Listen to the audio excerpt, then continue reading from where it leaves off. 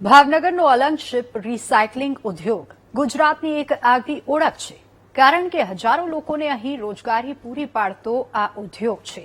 અહીં દર વર્ષે શિપ ભાંગવા માટે આવે છે, પરંતુ શિપને ભાંગતું અલંગ જ હવે ભાંગી રહ્યું છે, કારણ કે સરકારના જ નિયમોના કારણે અલંગનો શિપ બ્રેકિંગ ઉદ્યોગ ધીમે ધીમે મૃતપ્રાય સ્થિતિમાં જઈ રહ્યો છે અને તેની અસર રોલિંગ મિલ ઉદ્યોગ પર પણ પડી રહી છે. ત્યારે કેવી રીતે આ બંને ઉદ્યોગ સાથે જોડાયેલા લોકોની કપરી સ્થિતિ બની ગઈ છે, આવો જોઈએ આ રિપોર્ટમાં.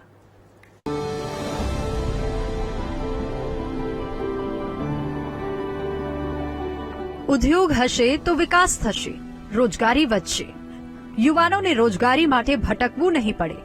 આવી વાતો વચ્ચે ભાવનગરનું અલંગ, જે શિપ બ્રેકિંગ ઉદ્યોગ સાથે જોડાયેલું છે, તે હવે ધીમે ધીમે મૃતપ્રાય સ્થિતિ તરફ આગળ વધી રહ્યું છે. જ્યાં 400-500 શિપ અલંગમાં તૂટવા માટે આવતી હતી, ત્યાં હવે 100 શિપ આવી રહી છે. કારણ સરકારે 2017માં લાગુ કરેલ BISના નિયમો છે.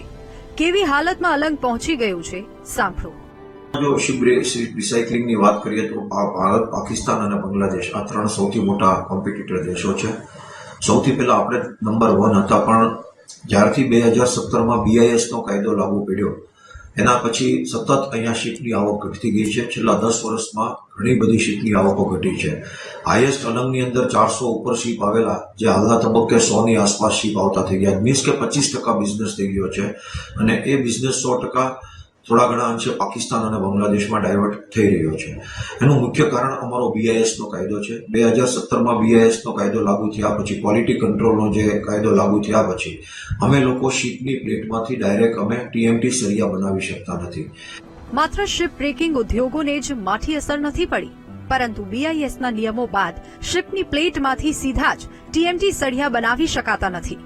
જેથી સળિયા બનાવવા માટે શિપની પ્લેટને પહેલા સ્ક્રેપ કરી, ત્યારબાદ બિલેટ બનાવી અને પછી TMT સળિયા બનાવવામાં આવે છે.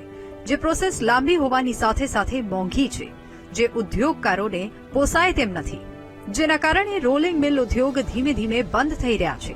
હવે ગણ્યા ગાંઠ્યા જ ઉદ્યોગો ચાલે છે.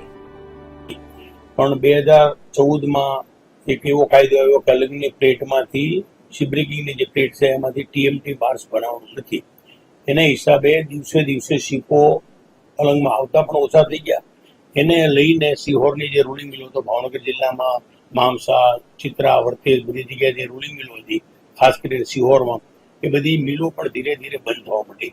અને ઘણી મિલો અત્યારે પણ બંધ પડી છે, જે વેચાવા માટે પડી છે, કારણ કે પ્લેટ બેઝ મિલો હતી. તો અલંગમાંથી પ્લેટ મને એમાંથી TMT બનાવવાની સરકારે ના પાડી છે, એટલે મિલો બંધ થઈ ગઈ. 125 મિલમાંથી અત્યારે 60 જેવી મિલો છે. 60માંથી અત્યારે 40થી 50 જેવી મિલો ચાલુ છે. બાકીની બધી મિલો બંધ પડી છે.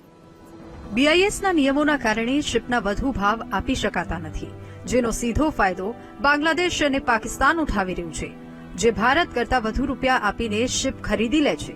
આમ શિપ બ્રેકિંગનો ઉદ્યોગ પાકિસ્તાન અને બાંગ્લાદેશ તરફ ડાયવર્ટ થયો છે, જેની નુકસાની અલંગના ઉદ્યોગકારો ભોગવી રહ્યા છે.